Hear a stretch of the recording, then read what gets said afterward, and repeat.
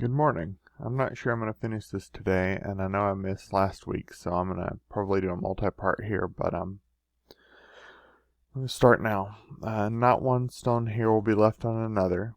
Everyone will be thrown down. Jesus said these words standing on the Temple Mount in Jerusalem, looking up at one of the most magnificent structures in the ancient world. His disciples thought he was admiring it. He was pronouncing its end.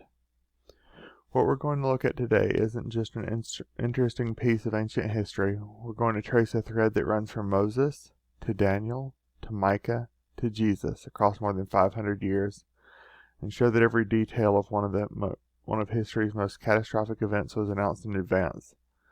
That's an extraordinary claim, but the evidence is stronger than most people realize.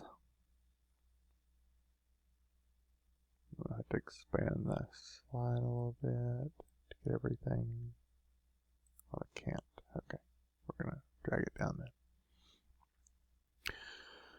To appreciate what was lost in 70 AD, you need to understand what the temple was, not just architecturally, but spiritually.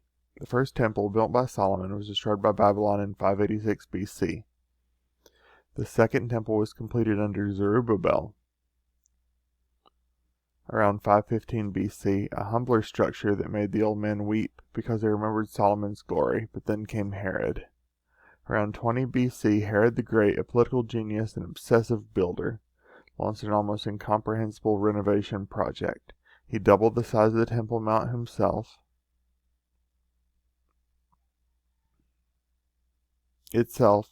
creating an artificial plateau by building valleys with enormous stone blocks. Some of these stones weighed hundreds of tons. The Roman Jewish historian Josephus, who saw it himself, wrote that anyone who hadn't seen Herod's temple had never seen a truly beautiful building. It took roughly 80 years to complete. By the time it was finished, it was almost immediately destroyed. For first century Jews, the temple wasn't simply a house of worship. It was a place where heaven and earth met, where the presence of God dwelled in the Holy of Holies. The entire sacrificial system, the priesthood, the annual festivals, everything centered on this one building in this one city. To destroy it was to tear out the heart of a civilization, and Rome did exactly that.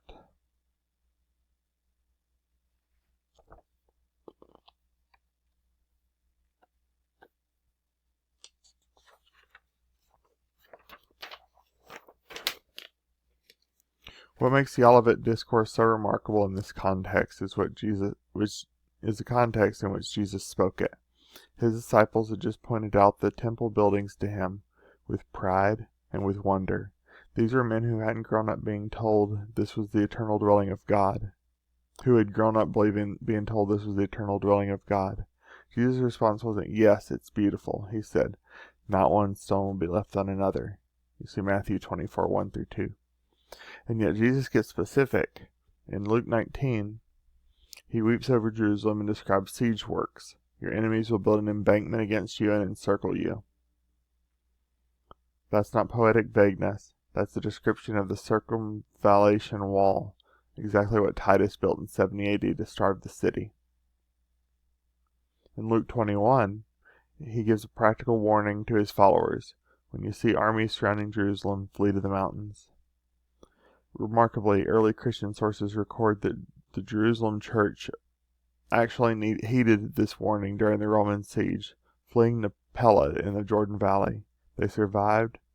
Most who remained in Jerusalem did not. One last note. I've got all my verses here, so I'm just showing you. Jesus spoke these words in 30 AD, and the temple fell in 70 AD. There's 40 years difference. Same span of time Israel wandered in the wilderness. This residence would not have been lost to the Jewish audience. The prophecies on this slide span roughly 200 years of writing, from Moses through the exile prophets. And they converge on the same conclusion. Persistent covenant unfaithfulness would result in the temple's desolation.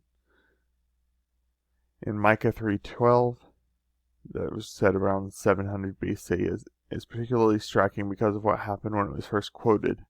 Micah was a contemporary of Isaiah, and he said Jerusalem would become a heap of rubble. About a century later, Jeremiah cited Micah when warning his own generation. Jeremiah's listeners responded that Micah hadn't been killed for saying that. They took it as a legitimate prophetic word. It's a fascinating moment when one prophet cites another, validating the prophetic tradition from the inside. In Leviticus 26, it's often overlooked in this conversation because it's covenant law, not prophecy in the dramatic sense. But his warning is unambiguous. Disobedience would lead to ruined cities and desolated sanctuaries. This was written by traditional dating around 1400 BC. If you're doing the math, that's well over 1,000 years before 70 AD. Theological groundwork for the judgment was laid before Israel had even entered the land of Jerusalem. Zechariah 14, 1-2.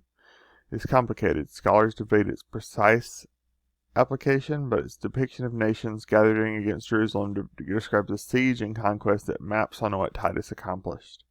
Zechariah was writing around 520 BC, after the return from Babylon, when the Second Temple was just being rebuilt. He was warning the very generation that was reestablishing worship that another desolation remained possible. So I want to note that the Second Temple was built, and then Herod rebuilt on the temple grounds. This is not a rebuilding so much as a remodeling or renovation.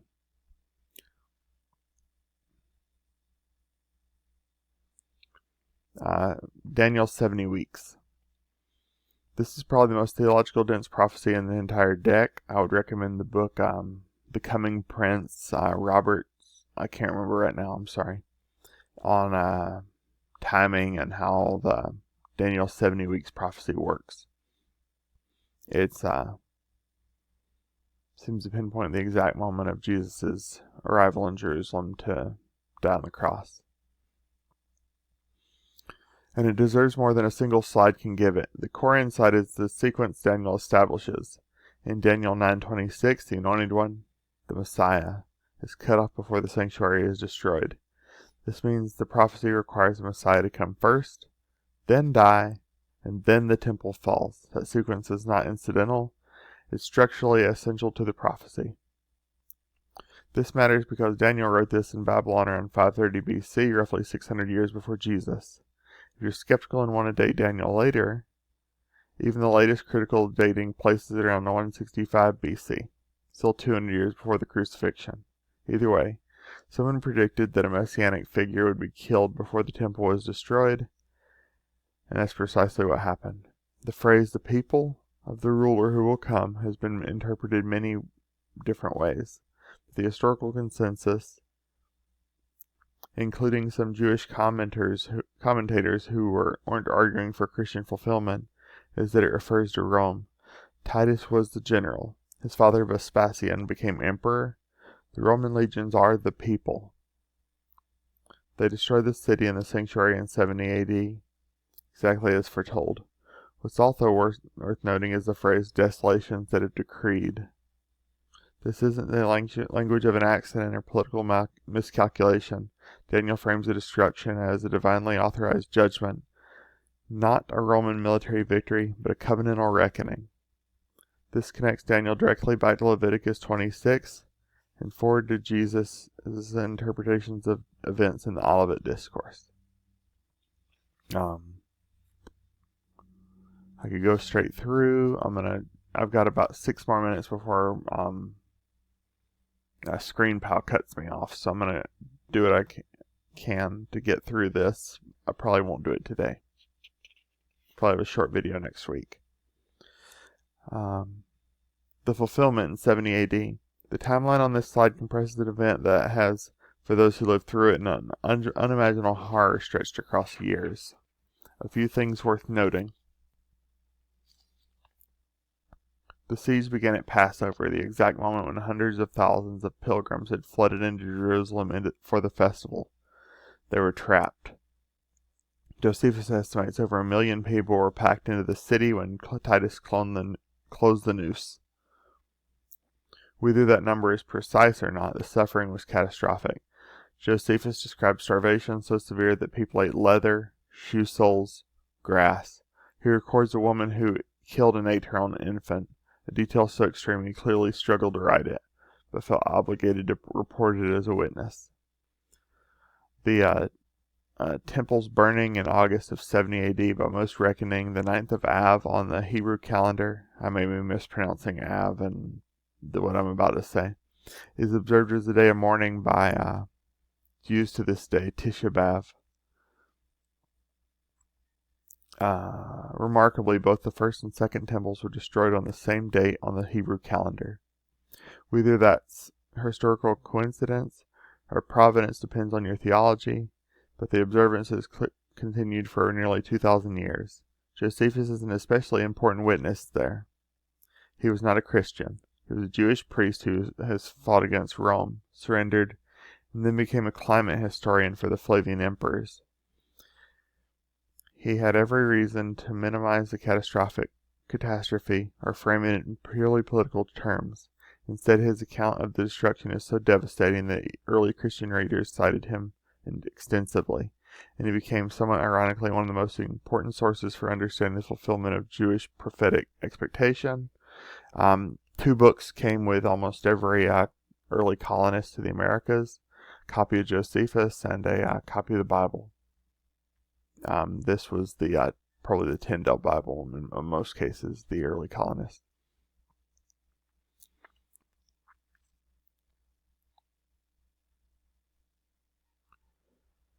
The cumulative weight of this slide is a key argument for the supernatural character of biblical prophecy. Every prophecy here could be theoretically in isolation be explained as educated political guess. But the convergence of multiple independent predictions across multiple centuries, each addressing a different specific aspect of the same event, becomes statistically harder to dismiss. Consider the not one stone left on another prediction specifically. When the temple burned, the gold furnishings, gold plating, melted and ran down between the foundation stones. Titus's soldiers, contrary to his reported orders to preserve the building, tore the temple apart stone by stone to retrieve the gold. This wasn't a planned demolition. It was soldiers acting on greed, and yet the result was more thorough a destruction than if Titus had ordered it. Luke 21:24 deserves special attention. Jerusalem will be trampled on by the Gentiles until the times of the Gentiles are fulfilled. After 70 AD, Jerusalem remained under foreign control: Roman, Byzantine, Muslim, Crusader, Ottoman, British, for roughly 1900 years. In 1967, Israel captured the Old City and the Western Wall for the first time since 70 AD. Whether or not you believe that represents the fulfillment of the times of the Gentiles, it's an extraordinary historical parenthesis that snapped shut in living memory. And I've got roughly 2 minutes here. I just want to note that I'll finish this next week. Last week I was taking some needed vacation time. First I've been able to take since taking the job I'm in now. So I wasn't able to make a video. I think only my mother-in-law is really watching these. So hi Mom. And just make sure you think about the destruction of the temple. We'll continue next week where we left off. Thank you.